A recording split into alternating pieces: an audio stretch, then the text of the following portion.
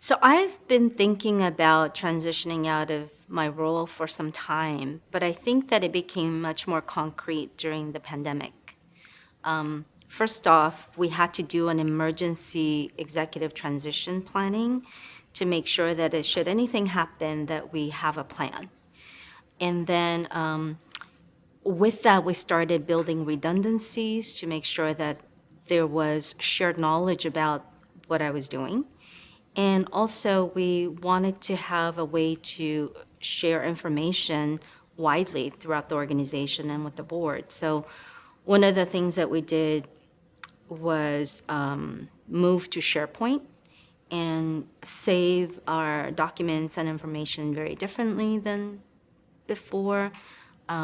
We also started investing in a lot of technology to be able to have easier access to information. And for example, we have moved from our client database that we sort of built it. I mean, I was involved in building it to a more shelf database that is much easier to upkeep.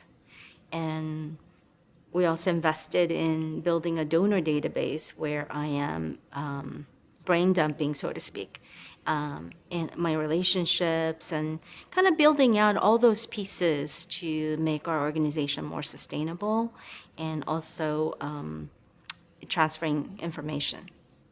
When you're doing an executive transition, you're doing it on top of all the other work that you are currently doing.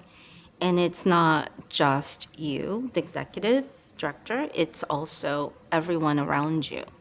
One of the things we had to do was to really think about how to transition me out of development. So we had to double our development department and really bring on folks who can take over a lot of different aspects of what I was doing. And so it is quite costly and it does require a lot of attention. It was helpful to have outside support. We brought on Lisa Watson of Watson Consulting to help the board. I didn't think I should be the one helping the board transition me out, so bringing on outside help to help the board to do this was super helpful as well. I think as executive director, I have a lot of different priorities for my attention and my time. And even though I've been thinking about transitioning out, I hadn't prioritized it. And getting an NSI grant gave me permission to prioritize that work and also resource it to make it happen.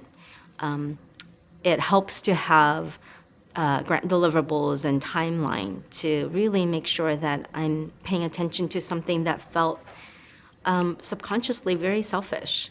I think that it was hard for me to, even though I knew it was good for the organization for me to transition, think about a good transition and really make sure that we are going through a thoughtful process. But I think that it was hard for me to think about it because I was so personally involved and it felt selfish, subconsciously at least.